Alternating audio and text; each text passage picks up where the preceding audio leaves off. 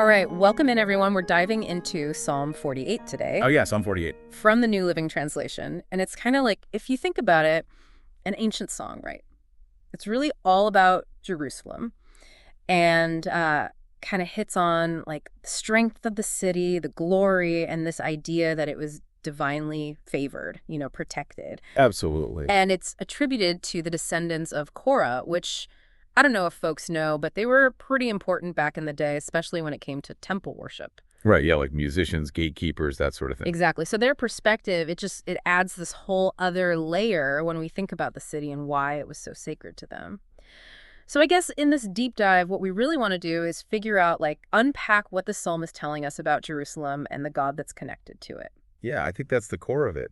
And, what gets me right from the start is how enthusiastic, like just how excited the opening is. How great is the Lord, how deserving of praise in the city of our God, which sits on his holy mountain. Yeah. Like you could just feel that reverence, for both God and Jerusalem specifically. Yeah, for sure. And then verse 2 just keeps going with that powerful imagery describing the city as like high and magnificent, this place that the whole earth rejoices to see. And it really zeroes in on Mount Zion as this holy mountain, the city of the great king. Right, right.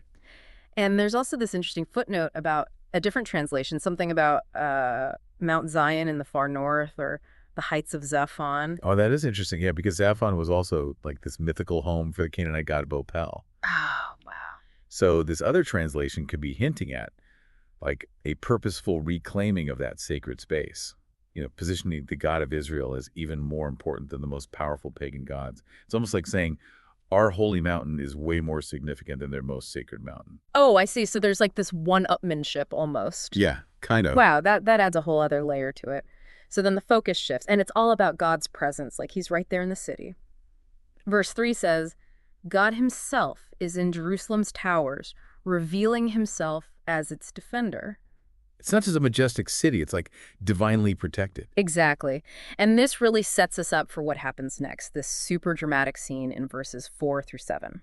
Okay. So we have all these earthly kings, they're coming together to attack Jerusalem, but the psalm says, when they saw it, they were stunned. They were terrified and ran away. Oh, wow. It's this picture of sudden defeat, total defeat, and they compare it to, like, mighty ships of Tarshish shattered by a powerful east wind. The east wind, yeah. What do you think about when you hear that image?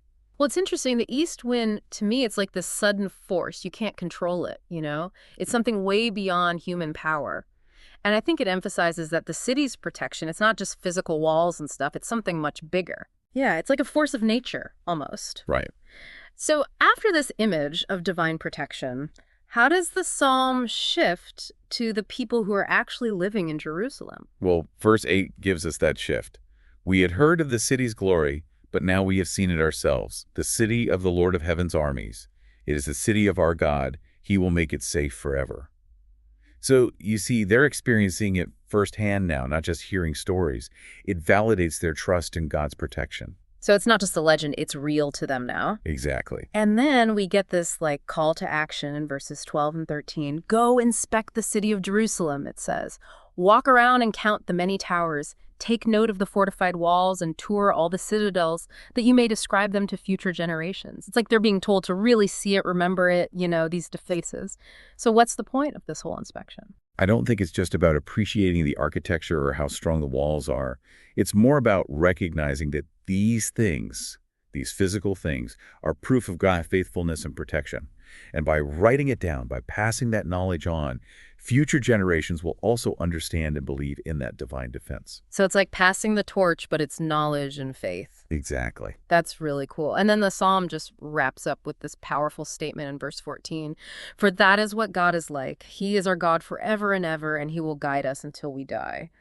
It takes this huge idea of the city's protection and makes it personal, a relationship with God that lasts. I agree, yeah. It connects the safety of Jerusalem to this bigger truth about God always being there, guiding them throughout their lives. It's a really strong ending. Absolutely.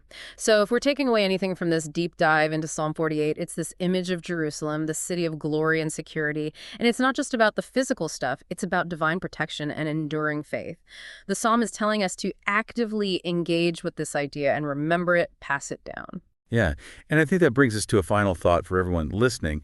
How does this ancient perspective on a protected place, how does that connect with your own ideas of security, community, and those lasting values you hold on to? What are your towers or walls, whether they're actual places or just ideas? What represents strength and security for you, and what beliefs are behind those things? It's Yeah. something to think about. Definitely something to ponder. Thanks for joining us for this deep dive, everybody. Absolutely. It's been a pleasure. We'll see you next time. See you then.